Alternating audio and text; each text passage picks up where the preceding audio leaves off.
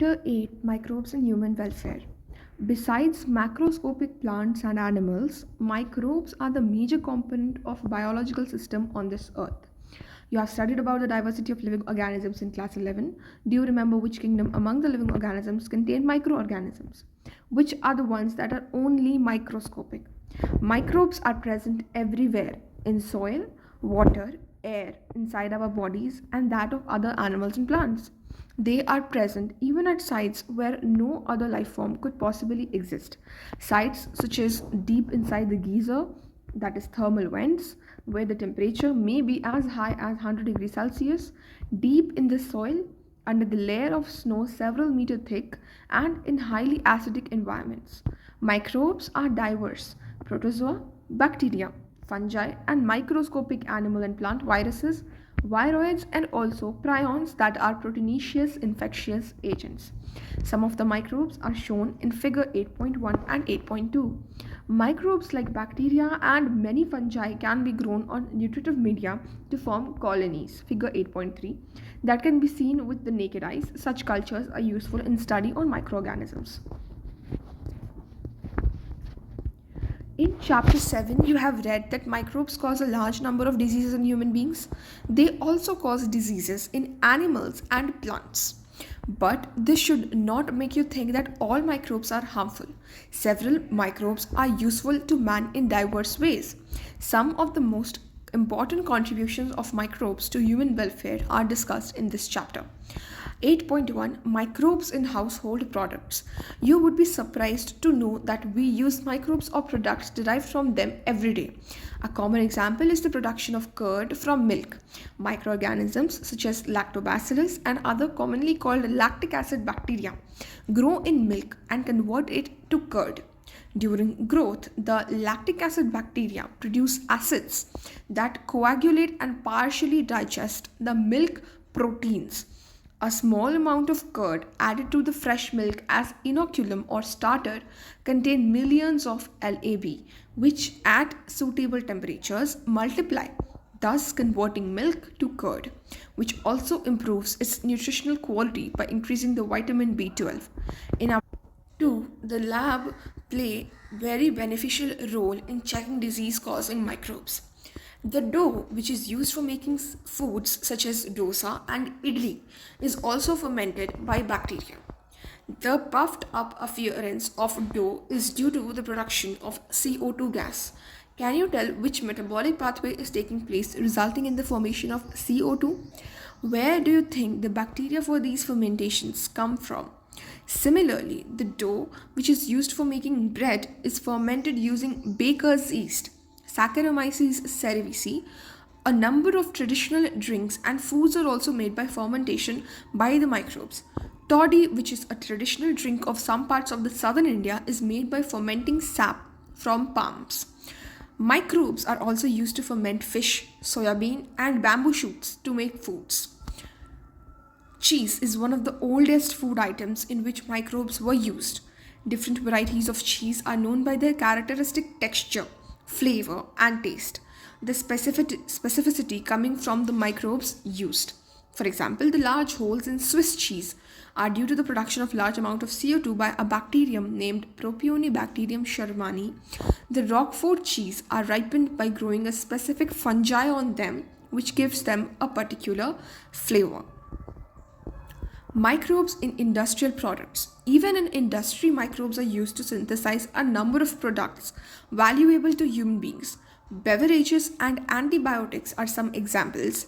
Production on an industrial scale requires microbes in very large vessels called fermenters. 8.2.1 Fermented beverages. Microbes, especially yeast, have been used from time immemorial for the production of beverages like wine, beer, whiskey, brandy, or rum. For this purpose, the same yeast, Saccharomyces cerevisiae, used for bread making and commonly called brewer's yeast, is used for fermenting malted cereals and fruit juices to produce ethanol.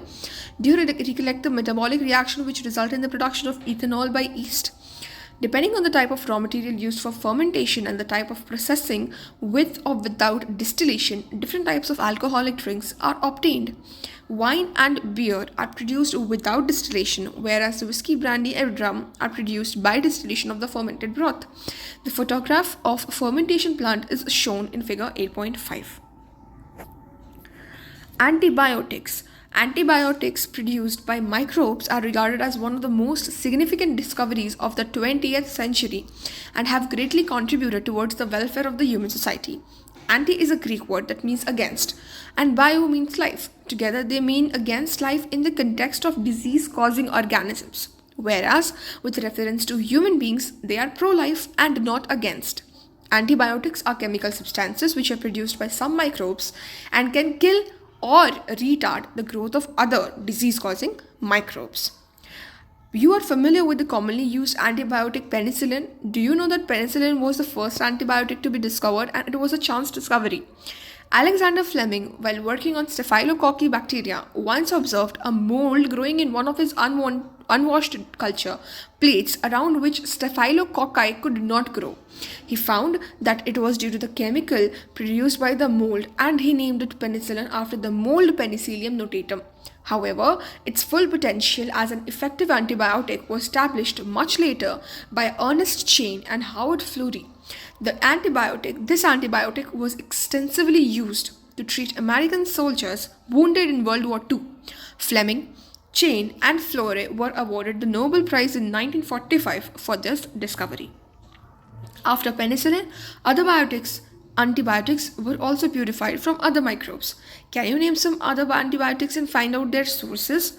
Antibiotics have greatly improved our capacity to treat deadly diseases such as plague, whooping cough, which is kali khansi, diphtheria, which is galgotu, and leprosy, which is kushtro, which used to kill millions all over the globe. Today, we cannot imagine a world without antibiotics.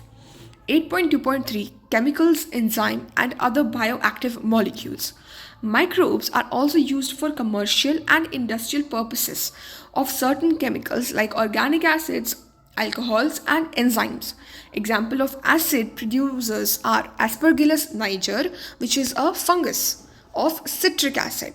Aspergillus niger of citric acid, Acetobacter aceti, a bacterium of acetic acid, Clostridium butylicum, a bacterium of butyric acid, and Lactobacillus, a bacterium of lactic acid. Yeast, which is Saccharomyces cerevisiae, is used for the commercial production of ethanol. Microbes are also used for production of enzymes. Lipases are used in detergent formulations and are helpful in removing oily stains from the laundry. You must have noticed that bottled fruit juices bought from the market are clearer as compared to made at home. This is because the bottled juices are clarified by the use of pectinases and proteases.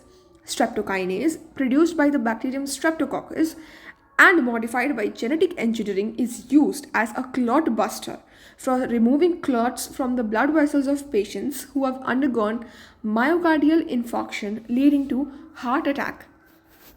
Another bioactive molecule, cyclosporin A, that is used as an immunosuppressive agent in organ transplant patients, is produced by the fungus Trichoderma polysporum. Statins, produced by the yeast Monascus purpureus, have been commercialized as blood cholesterol lowering agents. It acts by competitively inhibiting the enzyme responsible for synthesis of cholesterol. Microbes in sewage treatment. We know that large quantities of wastewater are generated every day in cities and towns. A major component of this wastewater is human excreta. This municipal wastewater is also called sewage. It contains large amount of organic matters and microbes, many of which are pathogenic. Have you ever wondered where this huge quantity of sewage or urban waste water is disposed of daily? This cannot be discharged into natural water bodies like rivers and streams directly. You can understand why. Before disposal, hence, sewage is treated in sewage treatment plants to make it less polluting. Treatment of wastewater is done by the heterotrophic microbes naturally present in the sewage. This treatment is carried out in two stages. Primary treatment. These treatment steps basically involve physical removal of particles, large and small, from the sewage through filtration and sedimentation. These are removed in stages. Initially, floating debris is removed by sequential filtration, then the grit, which is soil, and small pebbles are removed by sedimentation. All solids that settle form the primary sludge, and the supernatant forms the effluent. The effluent from the primary settling tank is taken for secondary treatment. Once again, primary treatment. This treatment steps basically involve physical removal of particles, that is large and small, from the sewage through filtration and sedimentation. These are removed in stages. Initially, floating debris is removed by sequential filtration. Then the grit, that is small pebbles and soil, are removed by sedimentation. All solids that settle from the primary sludge and the supernatant forms the effluent. The effluent from the primary settling tank is taken for the secondary treatment. Secondary treatment or biological treatment. The primary effluent is passed into large aeration tank where it is constantly agitated mechanically and air is pumped into it. The primary effluent is passed into large aeration tanks where it is constantly agitated mechanically and air is pumped into it. This allows vigorous growth of useful aerobic microbes into flocks, that is, masses of bacteria associated with fungal filaments to form mesh like structures. While growing, these microbes consume the major part of the organic matter in the effluent. This significantly reduces the BOD, biochemical oxygen demand of the effluent. BOD refers to the amount of the oxygen that would be consumed if all the organic matter in 1 liter of water were oxidized by bacteria. The sewage water is treated till the BOD is reduced. The BOD test measures the rate of uptake of oxygen by microorganisms in a sample of water, and thus indirectly BOD is a measure of the organic matter present in the water. The greater the BOD of wastewater, more is its polluting potential. Once again, secondary treatment or biological treatment. The primary effluent is passed into large aeration tank where it is constantly agitated mechanically and air is pumped into it. This allows vigorous growth of useful aerobic microbes into flocks, that is, masses of bacteria associated with fungal filaments to form mesh like structures. While growing, these microbes consume the major part of the organic matter in the effluent. This significantly reduces the BOD, that is biochemical oxygen demand of the effluent. BOD refers to the amount of the oxygen that would be consumed if all the organic matter in 1 liter of water were oxidized by bacteria. The sewage water is treated till the BOD is reduced. The BOD test measures the rate of uptake of oxygen by microorganisms in a sample of water, and thus indirectly BOD is a measure of the organic matter present in the water. The greater the BOD of wastewater, more is its polluting potential. Once the BOD of sewage or wastewater is reduced significantly, the effluent is then passed into a settling tank where the bacterial flocks are allowed to sediment.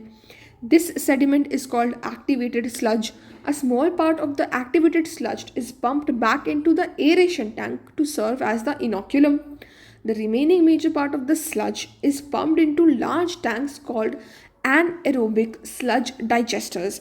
Here, other kinds of bacteria which grow anaerobically digest the bacteria and the fungi in the sludge. During this digestion, bacteria produce a mixture of gases such as methane, hydrogen sulfide, and carbon dioxide. These gases form biogas and can be used as a source of energy as it is inflammable. The effluent from the secondary treatment plant is generally released into natural water bodies like rivers and streams. An aerial view of such plant is shown in figure 8.7. You can appreciate how microbes play a major role in treating millions of gallons of wastewater every day across the globe. This methodology has been practiced for more than a century now. In almost all parts of the world, till date, no man-made technology has been able to rival the microbial treatment of sewage. You are aware that due to increasing urbanization, sewage is being produced in much larger quantities than ever before. However, the number of sewage treatment plants has not increased enough to treat such large quantities, so the untreated sewage is often discharged directly into rivers, leading to the pollution and increase in waterborne diseases. The Ministry of Environment and Forests has initiated Ganga Action Plan and Yamuna Action Plan to save these major rivers of our country from pollution. Under these plans, it is proposed to build a large number of sewage treatment plants so that only treated sewage may be discharged into the rivers. A visit to a sewage treatment plant situated in any place near you would be very interesting and educating experience. 8.4 Microbes in the production of biogas. Biogas is a mixture of gases containing predominantly methane produced by the microbial activity and which may be used as fuel. You have learned that microbes produce different type of gaseous end products during growth and metabolism. This type of gas produced depends upon the microbes and the organic substrate they utilize. In the examples cited in relation to fermentation of dough, cheese making, and production of beverages, the main gas produced was CO2. However, certain bacteria which grow anaerobically on cellulosic material produce large amount of methane along with CO2 and H2. These bacteria are collectively called methanogens, and one such common bacterium is methanobacterium. These bacteria are commonly found in the anaerobic sludge during the sewage treatment. These bacteria are also present in the rumen, which is a part of stomach of cattle. A lot of cellulosic material present in the food of cattle is also present in the rumen. In rumen, these bacteria help in the production of cellulose and play an important role in the nutrition of the cattle. Do you think we human beings are able to digest the cellulose present in our food? Thus, the excreta, which is dung of cattle, commonly called gobar, is rich in these bacteria.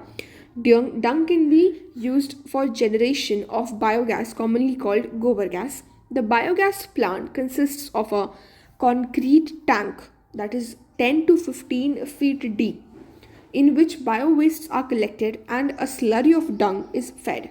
A floating cover is placed over the slurry, which keeps on rising as the gas is produced in the tank due to the microbial activity. The biogas plant has an outlet which is connected to a pipe to supply biogas to nearby houses. The spent slurry is removed through another outlet and may be used as fertilizer. Cattle dung is available in large quantities in rural areas where cattle are used for a variety of purposes. So, biogas plants are more often built in the rural areas. The biogas thus produced is used for cooking and lighting. The picture of a biogas plant is shown in figure 8.8, a typical biogas plant. The technology of biogas production was developed in India mainly due to the efforts of Indian Agricultural Research Institute and Khadi and Village Industry Commission. If your school is situated in a village or near a village, it would be interesting to inquire if there are any biogas plants nearby. Visit the biogas plant and learn more about it from the people who are actually managing it. Microbes as biocontrol agents. Biocontrol refers to the use of biological methods for controlling plant diseases and pests. In modern society, these problems have been tackled increasingly by the use of chemicals, by use of insecticides and pesticides. These chemicals are toxic and extremely harmful to human beings and animals alike, and have been polluting our environment, that is soil, groundwater, fruits, vegetables, and crop plants. Our soil is also polluted through the use of weedicides to remove weeds. Biological control of pests and diseases. In agriculture, there is a method of controlling pests that relies on natural predation rather than introduced chemicals. A key belief of the organic farmer is that biodiversity furthers health. The more variety a landscape has, the more suitable it is. The organic farmer, therefore, works to create a system where the insects that are sometimes called pests are not eradicated but instead are kept at manageable levels by a complex system of checks and balances within a living and vibrant ecosystem. Contrary to the conventional farming practices, which often use chemical methods to kill both useful and harmful life forms indiscriminately, this is a holistic approach that seeks to develop an understanding of the webs of interaction between the myriads of organisms that constitute the field fauna and flora. The organic farmer holds the view that the eradication of the creatures that are often described as pests is not only possible but also undesirable, for without them, the beneficiary predators and parasitoid insects which depend upon them as foods or hosts would not be able to survive. Thus, the use of biocontrol measures will greatly reduce our dependence on toxic chemicals and pesticides. An important part of biological farming approach is to become familiar with the various life forms that inhabit the field, predator as well as the pests, and also their life cycles, pattern of feeding, and the habitats that they prefer. This will help develop appropriate measures of biocontrol. An important part of the biological farming approach is to become familiar with the various life forms that inhabit the field, predator as well as pests, and also their life cycle, pattern of inbreeding, pattern of feeding, and the habitats that they prefer. This will develop appropriate measure of biocontrol. The very familiar beetle with red and black markings, the ladybird, and dragonflies are useful to get rid of aphids and mosquitoes respectively. An example of microbial control biocontrol agent that can be introduced in order to control butterfly caterpillars in the bacteria Bacillus thuringiensis, often written as BT. These are available in sachets as dried spores, which are mixed with water and spread onto vulnerable plants such as brassicas and fruit trees, where these are eaten by the insect's larvae. In the gut of the larva, the toxin is released and the larva gets killed. The bacterial disease will kill the caterpillars but leave other insects unharmed because of the development of methods of genetic engineering. In the last decade or so, the scientists have introduced Bacillus thuringiensis toxin genes into plants. Such plants are resistant to attack by insect pests. BT cotton is one such example which is being cultivated in some states of our country. You will learn more about this in chapter 10. A biological control being developed for the use in the treatment of plant disease is the fungus Trichoderma. Trichoderma, species of free-living fungi that are very common in the root ecosystem. These are effective biocontrol agents of several plant pathogens. Baculoviruses are pathogens that attack insect or and other arthropods. Baculoviruses are pathogens that attack insects and other arthropods. The majority of baculoviruses used as biocontrol agents are in the genus Nucleopolyhedrovirus. These viruses are excellent candidates for species-specific, narrow-spectrum insecticidal application. They have been shown to have no negative impact on plants, mammals, birds, fish, or even on non-target insects. This is especially desirable when the beneficial insects are being conserved to aid in an overall integrated pest management program or when an ecologically sensitive area is being treated. Microbes as biofertilizers. With our present day lifestyles, environmental pollution is a major cause of concern. The use of chemical fertilizers to meet the ever increasing demand of agricultural produce has contributed significantly to the pollution. Of course, we have now realized that there are problems associated with the overuse of chemical fertilizer, and there is a large pressure to switch to organic farming, that is the use of biofertilizers. Biofertilizers are organisms that enrich the nutrient quality of the soil. Biofertilizers are organisms that enrich the nutrient quality of the soil.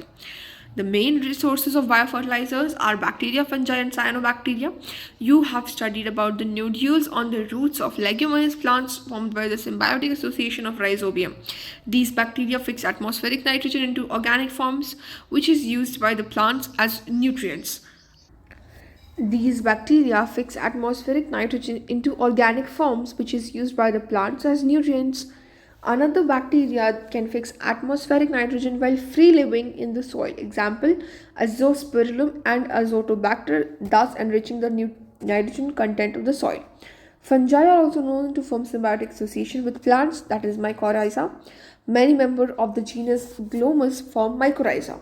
The fungal symbiote in these association absorbs phosphorus from soil and passes it to the plant.